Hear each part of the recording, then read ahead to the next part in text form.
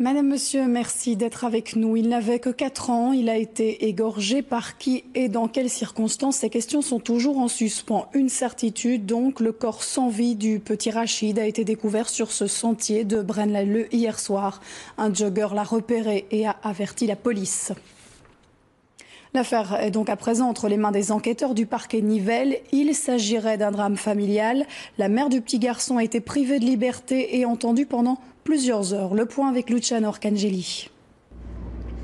L'enquête a mobilisé la police communale de Braine-l'Alleud dès hier soir, plus une vingtaine d'hommes de la police judiciaire fédérale et un juge d'instruction. Ils ont procédé aux auditions des voisins, des proches, et parmi eux le père et la mère du petit Mohamed. Ces derniers, d'origine syrienne, ont du mal à communiquer en français. On a très peu d'éléments à l'heure actuelle. Il faut savoir que les proches ont d'abord très difficile à vivre cette situation, vous pouvez l'imaginer, on parle quand même d'un enfant, donc très difficile à avoir des explications. Deuxièmement, le problème de la langue. On a une personne, la maman, qui ne s'exprime pas du tout en français, il y a besoin d'un interprète. Donc tout ça est très difficile. Évidemment, enquête de voisinage, bien sûr, mais on avance, mais on avance très lentement. Vers midi, les enquêteurs confirment à la presse que l'autopsie a révélé qu'il ne s'agit pas d'un accident. L'enfant a été tué volontairement.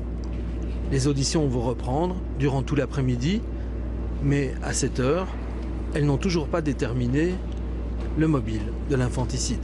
Il faut toujours être très prudent dans ce type de situation. On a une affaire qui est à l'instruction, on a un juge d'instruction qui travaille et qui va encore travailler toute cette soirée, certainement, si pas la nuit. Donc toujours très prudent, il travaille à charge et à décharge, il examine tous les éléments. Mais pour l'instant, c'est vrai qu'on a plusieurs interrogations qui se posent au niveau du milieu familial. Et donc, c'est les premières interrogations qu'on pose. Il n'est pas exclu qu'on en ait d'autres plus tard. Mais pour l'instant, ce sont celles-là qui sont privilégiées. L'enquête s'annonce difficile, délicate. Les enquêteurs sont en tout cas déterminés à expliquer au plus vite les circonstances de la mort du petit Mohamed.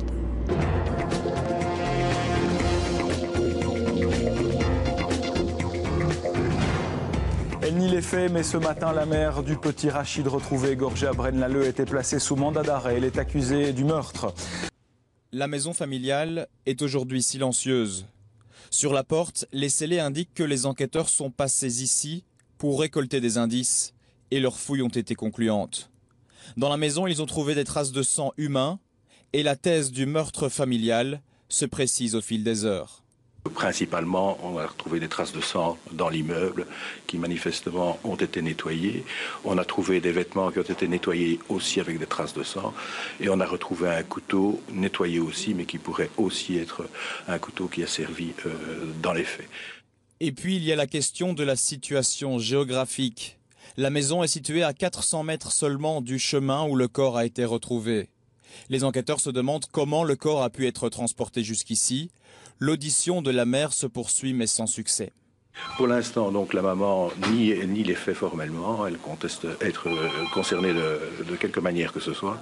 Et nous dit qu'il faut trouver une explication ailleurs. Pendant ce temps, à l'école de Rachid, les parents sont abasourdis. Ils ont entamé une collecte pour payer à l'enfant des funérailles dignes de ce nom. Quant aux petits copains de Rachid, ils sont suivis depuis hier par des psychologues spécialisés. Et devant le palais de justice de Nivelles, nous retrouvons en direct Alexandre Mittet. Alors Alexandre, les soupçons se sont très vite portés sur la mère de l'enfant. Oui, Sébastien, quand on discute avec le procureur du roi, on ne peut s'empêcher de remarquer que c'est la seule suspecte actuellement. La mère est toujours entendue pour l'instant par les enquêteurs et elle a bien du mal à justifier tous les éléments troublants qui s'accumulent contre elle. Il y a ce couteau de cuisine qui a été retrouvé, qui correspond aux traces d'égorgement. Il y a ces vêtements fraîchement lessivés mais qui contenaient toujours des traces. Et puis, il y a deux nouveaux éléments. Mercredi soir, un jogger dit avoir croisé une dame qui ne parlait pas français à l'endroit même où le corps a été retrouvé un peu plus tard.